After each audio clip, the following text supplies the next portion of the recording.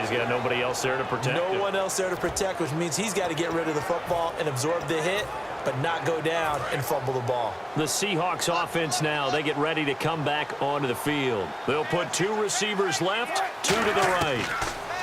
Here's Wilson, and this is a spot late in the clock near midfield. That's caught inside the 20, and he gets this one all the way down inside the 20-yard line.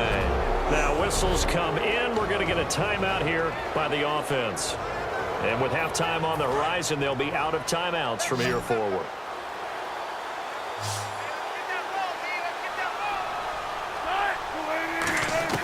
From the red zone now, here's Wilson on first down. And incomplete, he dropped it in the end zone. After all the preparation, all the practice, a play like that will absolutely break your heart. They had everything they wanted, just unable to complete it. In the end zone, a big-time drop. 1 receiver left, 3 to the right. 2nd and 10 now, Wilson. And he can't corral it. Maybe a big missed opportunity there defensively in the end zone. And now 3rd down. I know in every game we do, we talk about momentum. That was a momentum play lost.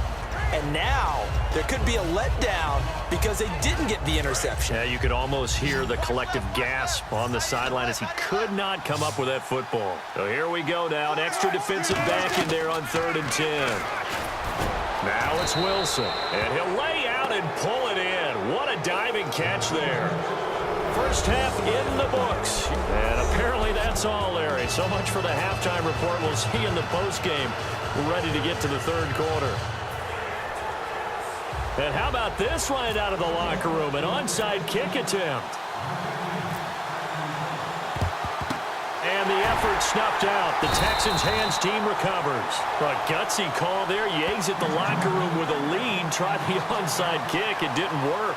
And you just wonder what the gain was there. They were already in the lead. They were in control of the game. They may have given momentum now to their opponent and maybe kick-started things going in the opposite direction. And here comes the Texans now. They come out here with a 0 on the scoreboard. What was said in that locker room? That's what I want to know. I would love to have been in there because we often have the feeling that there's a lot of shouting, screaming, people upset. But typically, halftime locker rooms are a lot more clinical than that. And in this case, are they upset that the plays weren't working because of execution? Or did they think they were just bad plays to call? Yeah. We'll find out pretty quickly here if they thought they had something going, but they just need to do it a little bit better or not. We'll find out. And he is going to lose yardage here. It's a loss of 2, now 3rd down. All right, Brandon, you know me as well as anyone. You know I don't usually advocate abandoning things during a game, but here we are in the second half. I think it's time to change things up. Let the running game go a little bit. Let's get to the passing game, and if you still want to get in the hands of the runner, maybe you swing it to him, throw it to him a little bit, try it that way. And finding Fedorowicz. And he goes down, but not before getting this inside the 25. So after that big play, let's see if they can catch their defense maybe on their heels. And that's one of his advantages of a passer, is now with his height, setting back there in the pocket, firing it over the middle, he can really see everything clearly. It is, and I know that other quarterbacks get it done different ways, all right? You don't have to be his height to make a great play, but what he does is he takes away having to make those slide steps in the pocket to find angles to throw the ball through. He just throws right over the top of it because he can see everything, and sometimes that saves time and gets the ball to a receiver quicker.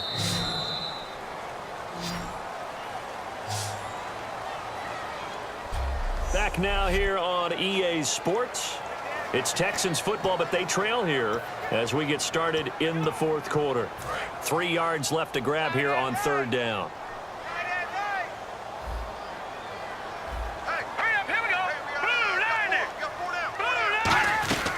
They'll run it now out of the gun. And he's going to be taken down right at the line. And they're indeed going to go for it here on 4th down. So trailing here in the last quarter. Let's see how this plays out. Throwing, Osweiler, and it is incomplete. They had to go for it with such little time remaining, and the Seahawks are going to take over the football. So they tried to go for it for pride, but it really wouldn't have mattered. This one, it was already determined. No doubt about it. This one was over a while ago. The Seahawks offense now, they get set to go back to work.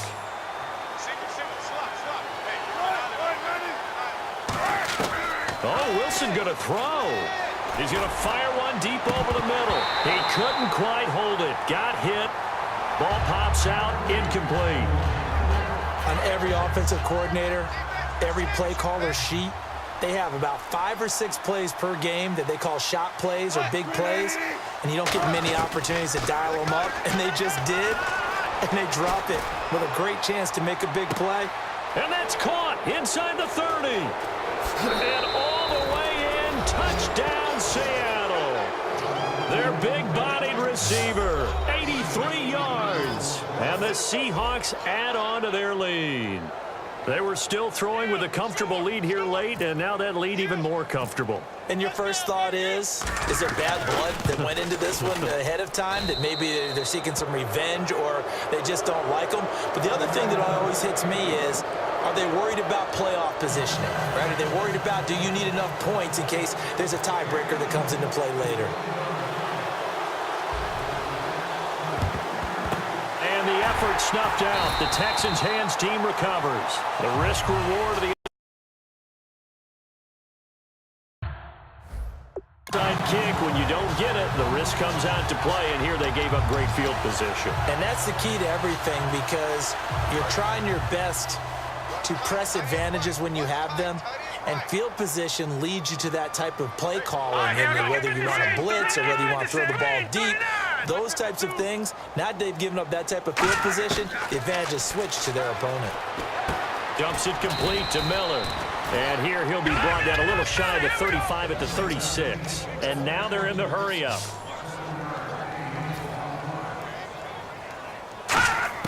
Now Osweiler on second down. Finding time. And he'll be hit as he releases it, and that'll fall incomplete. We just saw another example of really good defensive football, which has led to the cushion that they have in this game. Got to him once again, knocked him on the ground, forced an incompletion. Yeah, they've set the tone. It's one thing to set the tone, another to come in here on the road and set the tone.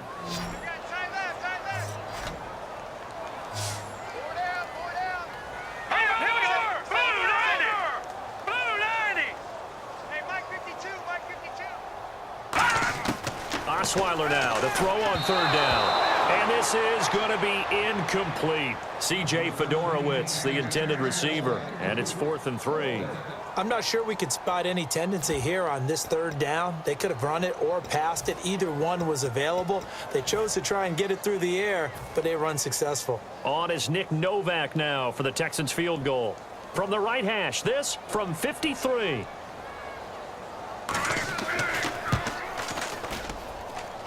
And that is no good. And this score will stay right where it is. Everything looked good. Good snap, good hold. Sometimes, though, the ball just doesn't want to go where you want it. And this one winds up no good. And out now come the Seahawks. They come into enemy territory, and I don't care what the matchup is in the National Football League. You're up like this late in the game. And that's caught inside the 30. They'll get 32 yards there. And it's good enough for a Seattle first. Well, go ahead and throw the ball, man. You got the big lead. You got the clock on your side. Obviously, they don't care much about the feelings of the other team, do they? Well, I was going to say, you better run to the locker room pretty quick after this one. Well, right now, maybe. They're just looking at it from the fantasy perspective. More points for everyone if they win big. I'm not quite sure how he wasn't able to hold on to that one in the end zone. A great opportunity lost, but a lot of relief for the defensive guys. When they get into film next week, they're going to want to know what happened. Where was the breakdown that almost allowed a touchdown? And he can't hang on. That's definitely going to be one he wishes he had back. Incomplete in the end zone. In this situation, it's really tough to figure out how to defend because they have plenty of room to still take deep shots at the end zone as they just did there. Yet at the same time, you've got to be ready for the short throw. In this case, when you see the cue that they're going for the end zone, retreat and make sure you have a way to play forward, back towards the receiver, and have a chance to bat the ball away as they did there. Oh, it's a touchdown if he holds on. Instead, it's 4th down. Now hold everything here. We're going to get a timeout by the offense. It's just their first. They've got 2 more to use here in